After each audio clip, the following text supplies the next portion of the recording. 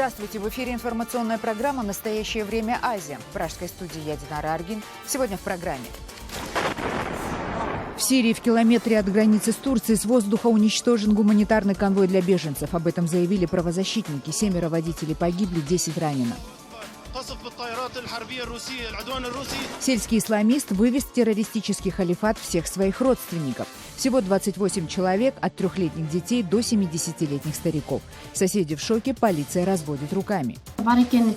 Высылает фотографии, говорит, что у нее много денег, завлекает нас в Сирию. Гуманитарная катастрофа в обесточенном Украиной Крыму. К полевым кухням МЧС выстраиваются километровые очереди за едой. Спасибо большое нашей России, нашим МЧСникам, которые приехали и нас спасают. В Кыргызстане в городе Ош родился 6-миллионный гражданин страны. Через 10 лет население республики может удвоиться. Кыргызстанки стали рожать, конечно, охотнее.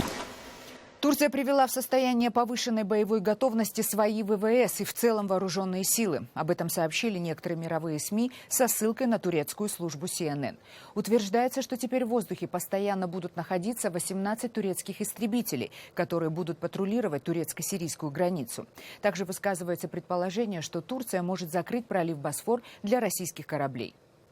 Тем временем Россия в ответ на атаку российского бомбардировщика Су-24 уже развернула в Сирии новейшие системы ПВО С-400 «Триумф». По мнению экспертов, они полностью перекрывают воздушное пространство над этой страной, а также над частью соседних государств, в том числе и Турции.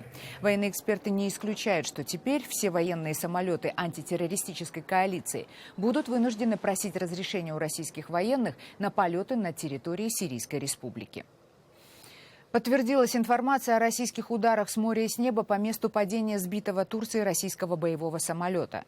Также российские ВВС нанесли авиаудар по пограничному переходу в городе Аазаз на сирийско-турецкой границе, где был уничтожен автомобильный конвой, который поначалу правозащитные организации назвали гуманитарным. Вы видите кадры ударов по району падения бомбардировщика Су-24 в непосредственной близости от турецкой границы. Эти территории населены этническими туркменами. Именно их имел в виду турецкий президент Реджеп Эрдоган, когда ранее заявлял, что российский боевой самолет был сбит, чтобы защитить, цитата, «права наших братьев». А это, собственно, авиаудар по приграничному с Турцией городу Хартан. Он находится к северу от Алеппо, и, как вы видите, он подвергся довольно сильной бомбардировке с воздуха. А в городе Аазаз авиация уничтожила 20 грузовиков и гаражи в непосредственной близости от пограничного перехода между Сирией и Турцией. Как сообщают турецкие СМИ, грузовики принадлежали Фонду защиты прав и свобод человека и направлялись в сирийский лагерь беженцев с гуманитарной помощью. Представители фонда напрямую обвинили бомбардировку российскую авиацию. Во время налета погибли 7 водителей грузовиков, 10 человек было ранено. Вы видите кадры последствий этого авианалета. Чуть позже в СМИ появились уточнения, что автоколонна не имела отношения к доставке гуманитарных грузов. Некоторые наблюдатели высказывают мнение, что российские ВВС ударами по месту падения самолета Су-24 и грузовой колонне пытаются предотвратить вывоз в Турцию секретного оборудования со сбитого бомбардировщика. Между тем, представители российского генштаба продолжают настаивать на том, что сбитый самолет никак не был предупрежден турецкими летчиками о нарушении воздушного пространства. Попыток со стороны турецкого самолета связаться или установить визуальный контакт с нашим экипажем средствами объективного контроля не зафиксировано. Первый российский телеканал опубликовал кадры интервью с выжившим штурманом Су-24 Константином Мурахтиным, который снят со спины. Специалисты в области телевидения уже обвинили автора видео в фальсификации звуковой дорожки этого интервью. По их мнению, ответы летчика были начитаны и вклеены позже. Тем не менее, на видео, что было показано в эфире, штурман почти слово в слово повторил версию Минобороны России. На самом деле, никаких предупреждений не было. Ни по радиообмену, ни визуально. Вообще не было контактов. В ответ турецкий генштаб опубликовал аудиозаписи предупреждений, которые делали турецкие военные летчики, нарушившему границу самолету. Вы приближаетесь к турецкому воздушному пространству. Немедленно поверните на юг. Вы приближаетесь к турецкому воздушному пространству. Немедленно поверните на юг. Партнеры Турции по НАТО, в частности американские военные, всячески стараются дистанцироваться в своих заявлениях от конфронтации между Россией и Турцией. Эти приграничные районы – это сплошная горная зона. С высоты в 6 или более километров часто очень сложно определить, где именно проходит граница. У меня нет более подходящего ответа на этот счет. Мы все еще пытаемся проанализировать данные, чтобы выяснить, что именно там произошло. Иногда мы смотрим в наши планшеты и видим четкую линию границы. Но толщина этой линии – это очень важно. Особенно в данном случае. Инцидент произошел около границы. Это все, что я могу вам сказать. Этот инцидент остается инцидентом исключительно между правительствами России и Турции. Это не имеет никакого отношения к объединенным силам коалиции.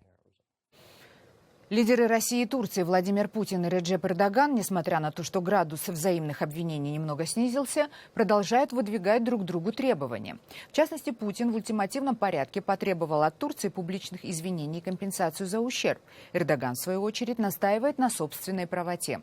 О том, как на самом деле похожи друг на друга эти президенты, в материале Тимура Олевского. Реджеп Таyyip Эрдоган стал премьер-министром, фактически главой государства в парламентской республике в 2003 году. Владимир Путин немного раньше, в 2000-м. Эрдоган собирается оставаться главой государства до 2024 года. Владимир Путин свои планы не озвучил, но его сторонники говорят, что хотели бы видеть Путина президентом как минимум до 2024 года. Конституция это позволяет.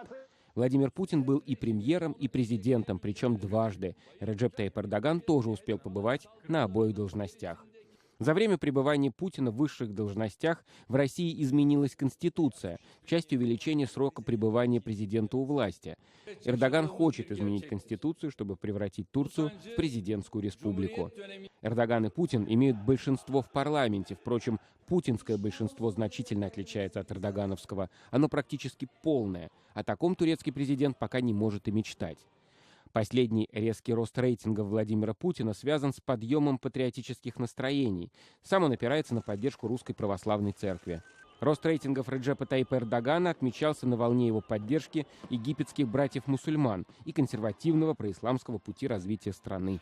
Накануне последних выборов Владимир Путин и Реджеп Таyyip Эрдоган пережили всплеск уличных протестов городской, светской, проевропейской оппозиции, и оба вышли из них, укрепив свою политическую позицию. Эрдоган тоже ссорился с Бараком Обамой. Он перестал с ним разговаривать по телефону в 2013-м после отказа США проводить военную операцию в Сирии. Коррупция в окружении турецкого президента стала поводом для скандального расследования под названием «Телефонное дело». Друзей Владимира Путина тоже часто упрекают в преследовании своих коммерческих интересов. И тут у Эрдогана с Путиным есть много общего. Ни российский, ни турецкий президент ни в чем таком сами замечены не были. В России, похоже, началась антитурецкая истерия. Последний пример. 39 бизнесменов из Турции задержаны на агровыставке в Краснодаре. Их обвиняют в незаконном пересечении границы. Все они будут выдворены из России в ближайшее время. Хотя, со слов задержанных, все они были официально приглашены на выставку в качестве гостей. Наш корреспондент Елена Романова выясняла, какой закон нарушили участники выставки. 39 граждан Турции были задержаны в Краснодаре на днях. Их обвиняют в том, что они нарушили миграционное законодательство России. По предварительным данным, турки прибыли в Краснодар для того, чтобы принять участие вот в этой крупнейшей отраслевой сельскохозяйственной выставке «Юг-Агро». Турция регулярно принимает участие в подобных выставках. Это крупнейший поставщик сельскохозяйственной продукции в Россию. Кроме того, турецкое оборудование для переработки зерна, молока традиционно пользуется спросом у российских фермеров и сельхозтоваропроизводителей. Как нам стало известно, власти России обвинили турков в том, что они при въезде в страну, у нас действует безвизовый режим, указывая цель визита, поставили галочку возле надписи «Туризм». А сами прибыли на выставку, организовали выставку, заключали договора, встречались с деловыми партнерами. Это формально послужило поводом для их выдворения. Что касается турецких компаний, которые пострадали таким образом от действий российской ФМС, они отказываются комментировать эту ситуацию, опасаясь, что она будет усугубляться и гонениям подвергнутся остальные члены команды, которые законно въехали, не нарушали никакие законодательства. В пресс-службе компании, которая организовывает выставку «Юг-Агро», нам подтвердили факт задержания турецких граждан, однако не стали его комментировать. Кроме этого, они также отказались комментировать информацию о том, запрашивали ли у них информацию о турецких гражданах правоохранительные органы России. В странах Центральной Азии, где традиционно влияние Турции было значительным, в конфликте между Турцией и Россией из-за сбитого самолета население принимает скорее сторону России, чем Турции. Наш корреспондент Дмитрий Беляков провел опрос на улицах Алма-Аты. Надо Россию поддержать. Вы так считаете? Да. Почему? Потому что мы всегда с русскими вместе. Ну, Россия все равно ближе к нам, в любом случае. Почему? Ну, как бы Советский Союз. Я, как гражданин, по-моему, всю жизнь поддерживал Россию и Казахстан, значит, Казахстан должен поддерживать Россию. Лично я поддержал Россию, потому что нельзя так делать, сбивать самолет. Он, в принципе, самолет ничего не сделал на территории Турции. Даже она был против ИГИЛ, против террористов это было. Ну, с Россией мы тоже давние друзья. Я думаю, надо поддерживать и с той стороной контакты, да, и с другой стороны. Ну, наверное, больше с Россией, мне кажется. Да вы знаете, мы слишком усугубляем ситуацию. Не должно быть войны. Поэтому я этот вариант не рассматриваю. Далее в программе. Сельский исламист вывез в террористический халифат всех своих родственников. Всего 28 человек, от 3-летних детей до 70-летних стариков. Соседи в шоке, полиция разводит руками. Высылает фотографии, говорит, что у нее много денег. Завлекает нас в Сирию. Гуманитарная катастрофа в обесточенном Украиной Крыму. К полевым кухням МЧС выстраиваются километровые очереди за едой. Спасибо большое нашей России, нашим МЧСникам, которые приехали и нас спасают. В Кыргызстане в городе Ош родился 6-миллионный гражданин страны. Через 10 лет население республики может удвоиться. Кыргызстанки стали рожать, конечно, охотнее. Выходцы из Центральноазиатского региона продолжают пополнять ряды ИГИЛ. Есть случаи массового выезда целыми семьями в так называемый халифат. Житель маленького кыргызского поселка вывез в Сирию 28 своих родственников. Среди них были дети от 3 до 17 лет и старики. Поселок в шоке, местная милиция в недоумении. Адилет Бектурсунов с подробностями. Алло, салам алейкум. Связь с Сирией строго по расписанию и не больше одного раза в день. Дежурные приветствия, привычные фразы. Джилдыз Долуджанова, вопреки правилам, снова пытается убедить сестру вернуться домой. Мы по тебе скучаем.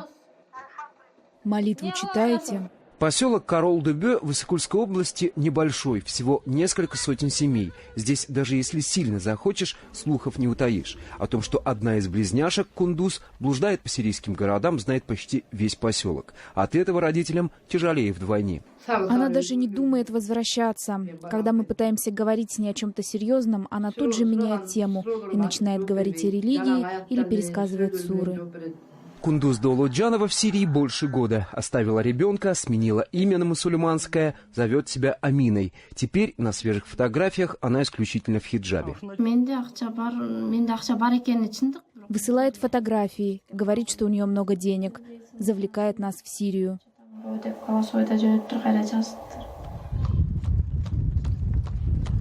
В поселке Аксай на берегу Иссыкуля весть о побеге целой семьи распространилась мгновенно. Супруга Джаныбай Туналиева, оставив детей и внуков, сбежала в Сирию.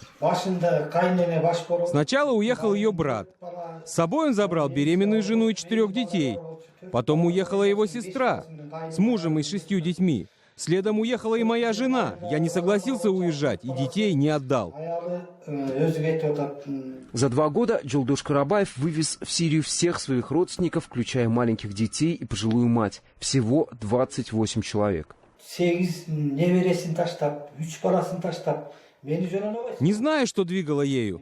Ладно, меня бросила, даже после 30 лет совместной жизни. Но она бросила детей и внуков. Сейчас мы не знаем, где она, что с ней.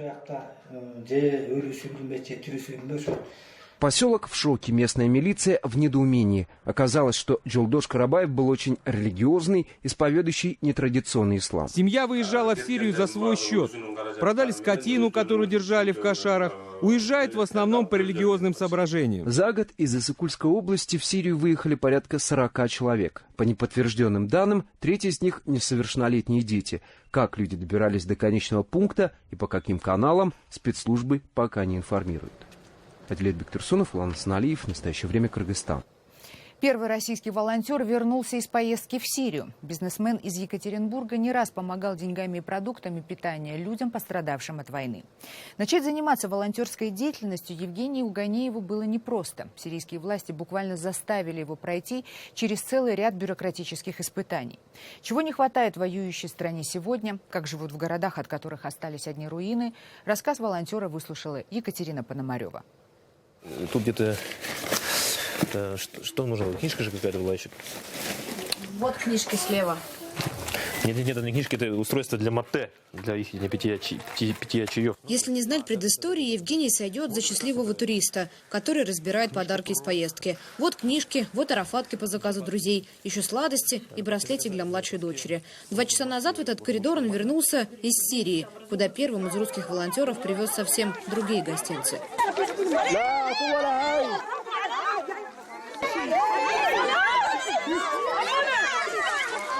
Это видео гостиниц уже для нас. Евгений вел видеодневник поездки. На этих кадрах лагерь в Ливане, в долине реки Бека, на границе с Сирией. Он переполнен беженцами. Лагерю, говорит Евгений, официально помогает ООН, но этой помощи на всех не хватает. За пакет риса и банку подсолнечного масла здесь буквально дерутся. Сюда добровольцу пришлось незапланированно возвращаться несколько раз. Все просьбы голодных женщин и детей он, говорит, понимал и без перевода. В Сирии он провел неделю. Перед поездкой связывался через Facebook с сирийскими волонтерами, чтобы знать самые больные точки, где нужна помощь. Летел через Ливан. В Бейруте закупил продукты, нанял таксиста и сначала челноком возил помощь в лагерь Бека. После отправился в Сирию. В Дамаске снова закупился и уехал уже в город Хомс, который совсем недавно был отвоеван у ИГИЛ. Надо же, целый район просто вообще забомбленный. Это бомбы, что ли, кидали здесь? Или что здесь было? Бомбы, ракеты. В этих руинах, оказалось, живут люди. Работает школа и даже один ресторан. Мужчин в городе практически нет. Остались женщины и дети. Там вышло 2 ребенка, потом 3, потом 10, потом 5, потом набежали, куча целая. Вот раздаем рис, сахар, все такое. В руинах Хомса он провел пару дней, но, говорит, всех продуктами обеспечить не удалось. Не хватило ни денег, ни времени. Визу добровольцу оформляли очень долго. Не могли понять, зачем успешный бизнесмен с Урала едет в Сирию помогать пострадавшим, да еще и на свои деньги. Гигантское количество людей нуждается в помощи, и там действительно смерти происходит из-за того, что недостаток финансирования, недостаток этой гумпомощи, и медикаментов нет. Вопросы политики он попросил нас обойти стороной. Сейчас в Сирию готовы отправиться еще 3 волонтеров из России, ведь бороться с ИГИЛ нужно не только бомбами. Екатерина Пономарева, для настоящего времени. К энергетической катастрофе в Крыму. Там уже почти неделю отсутствует электричество. После того, как неизвестные подорвали линии электропередач в Херсонской области Украины, полуостров, как минимум на 70% зависящий от украинской энергии, остался почти без света. В крупных городах электричество дают всего на 2-3 часа в день. Ну, конечно, неудобно, вы же видите, свечки приходится зажигать. Но мы сейчас, знаете, думаем о таком варианте. У нас оно идет так, 3 часа свет есть, 6 часов нету. Мы будем ходить друг к другу в гости. Вот в каком районе есть свет, мы туда приедем в гости. Вот с 6 часов, с 9 у нас появится, к нам люди приедут, будем у нас здесь сидеть. Посидим, чайку попьем. Ну, возмущены, мы возмущены отключением. Очень возмущены. Почему? Потому что у нас... Очень много сейчас плита на электросетях у нас. У нас в данный момент нет, мы не можем в данный момент не помыться нормально, не умыться не можем. У нас холодильники разморожены. Хуже всего дела обстоят в небольших крымских населенных пунктах. Поселок Щелкино с населением в 15 тысяч человек все эти дни полностью лишен энергоснабжения. На главной площади сотрудники МЧС развернули полевую кухню. Сотрудники МЧС России в понедельник развернули городок жизнеобеспечения на главной площади курортного городка Щелкино, расположенного в 75 километрах к западу от Керчи. Местным жителям раздают воду и горячее питание. По словам спасателей, люди могут здесь обогреться и узнать всю необходимую информацию о ситуации с электроснабжением. В ночное время площадь освещает специальная вышка. Сотрудники МЧС планируют также привезти сюда мобильную электростанцию. Дело в том, что поселок не газифицирован, электрические плиты не работают. В этой связи большое количество обращений было по оказанию помощи. С 22 ноября в Крыму действует режим чрезвычайной ситуации, связанный с прекращением подачи электричества из Украины. На выходных неизвестные вывели из строя 4 опоры ЛЭП, по которым на полуостров доставлялись 2/3 потребляемой энергии. Для экономии на полуострове введены веерные отключения. Не работают детские сады, школы и госучреждения. Встали троллейбусы. В Минэнерго России заявили, что в Крым направлены резервные поставки электроэнергии. Ситуация, конечно, тяжелая, но спасибо большое нашей России, нашим МЧСникам, которые приехали и нас спасают. Когда именно Укрэнерго, в чьем ведении находится ЛЭП, сможет восстановить опоры, пока неизвестно. Власти Крыма заявили, что дефицит электроэнергии может сохраниться до конца декабря. В Кыргызстане родился 6-миллионный малыш. Его ждали во всех без исключения городах и селах республики. Но юбилейный ребенок появился на свет в городе Ош. О том, как отмечают демографические даты в Кыргызстане, расскажет Дибек Бегалиева. На то, что 6-миллионный кыргызстанец родится именно у них, надеялись во всех больницах. Однако случилось это на юге республики и намного раньше, чем до этого предполагали эксперты. Самый знаменитый малыш в республике появился в Аше в семье военнослужащего. Мы как раз накануне с другими роженицами обсуждали то, что кто-то из нас родит 6-миллионного малыша. Ну а даже предположить не могла, что ей окажусь я. А Элин будет у нас 6-м ребенком. Подгадать и родить в эту ночь некоторые роженицы пытались специально. Шансы были у многих. Сейчас даже в небольших роддомах в сутки на свет появляется до 20 малышей. Летом цифра увеличивается вдвое. Скоро, 25 декабря, мы будем год закрывать и будем делать годовой отчет. Но по тому количеству родов мы же видим нумерацию наших историй. Вот. В этом году у нас больше родов. Судя по этому, да, можно сделать вывод, что кыргызстанки стали рожать, конечно, охотнее.